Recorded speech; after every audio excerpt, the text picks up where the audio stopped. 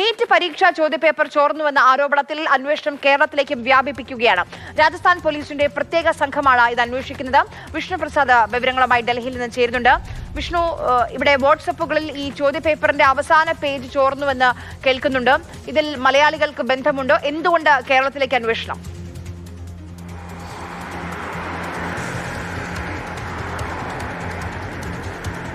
2026 May 3-നായിരുന്നു NEET UG പരീക്ഷ നടന്നിട്ടുണ്ടായിരുന്നത്. എന്നാൽ ഈ പരീക്ഷ നടക്കുന്നതിന് ദിവസങ്ങൾക്ക് മുൻപ് തന്നെ ഈ ചോദ്യപേപ്പർ ചോർന്നിട്ടുണ്ട് എന്നാണ് ആരോപണം. രാജസ്ഥാനിലെ സിക്കറിൽ ഒരു കോച്ചിങ് സ്ഥാപനം കേന്ദ്രീകരിച്ചാണ് ഇത്തരത്തിലുള്ള തട്ടിപ്പ് നേരത്തെ നടന്നിട്ടുള്ളത് എന്ന ആരോപണം ഉയർന്നിരുന്നു. ഇതിന്റെ പശ്ചാത്തലത്തിൽ ഒരു അന്വേഷണമാണ് നടത്തിയിട്ടുള്ളത്. പക്ഷേ നാഷണൽ ടെസ്റ്റിംഗ് ഏജൻസി NTA പറയുന്നത് അത്തരത്തിലുള്ള സംഭവം ഇതുവരെയും ശ്രദ്ധയിൽപ്പെട്ടിട്ടില്ല എന്നാണ്. എന്നിരുന്നാൽ തന്നെയും വിഷയം അന്വേഷിക്കുന്നതിന് വേണ്ടി രാജസ്ഥാൻ സ്പെഷ്യൽ ഓപ്പറേഷൻ ഗ്രൂപ്പിനെ രൂപം നൽകിയിട്ടുണ്ട്. അവരാണ് ഈ അന്വേഷണം നടത്തുന്നത്. അതിൽ പറയുന്നത് ഇങ്ങനെയാണ്: 700 മാർക്കിന്റെ ചോദ്യപേപ്പറിൽ 100 മാർക്കിന്റെ ചോദ്യങ്ങൾ അടങ്ങിയ അവസാന പേജാണ് ചോർന്നിട്ടുള്ളത് എന്നാണ്. ഇത് സംബന്ധിച്ച് പറയുന്നത് ഒരു കോച്ചിങ് സ്ഥാപനം 400 ചോദ്യോത്തരങ്ങൾ തയ്യാറാക്കിയിരുന്നു. ഈ 400 ചോദ്യോത്തരങ്ങളിൽ 100 എണ്ണം കൃത്യമായി അതേപോലെ വരികയും ചെയ്തിട്ടുണ്ട് എന്നാണ് ഇപ്പോൾ ഉയരുന്ന ആരോപണം. ഇത് ഒരു യാദൃച്ഛികമായി സംഭവിച്ചതാകാം. കാരണം സാധ്യതയുള്ള